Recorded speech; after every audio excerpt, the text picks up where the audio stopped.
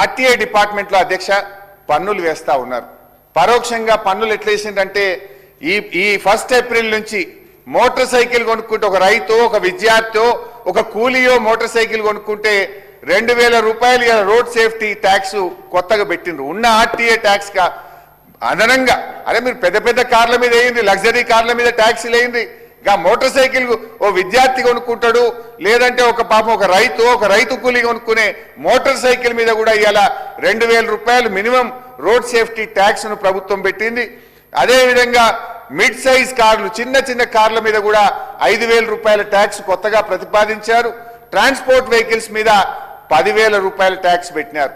కొంతమంది పాపం స్వయం ఉపాధి కోసం ట్రక్కులు కొనుక్కొని నడుపుకుంటా ఉంటారు, చిన్న లైట్ మోటార్ ట్రక్స్ కూడా కొనుక్కుంటారు, ఆటో ట్రాలీ లాంటి వాటి మీద 10,000 వేయడం తగదు.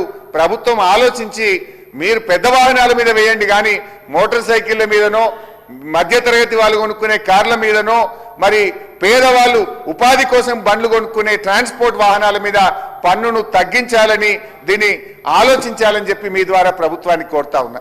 అదేవిధంగా ట్రాన్స్పోర్ట్ డిపార్ట్మెంట్లో AMVI to MVI, MVI to RTO ప్రమోషన్లు 2 ఏళ్లుగా పెండింగ్ లో ఉన్నాయి. వాటిని పూర్తి చేయండి.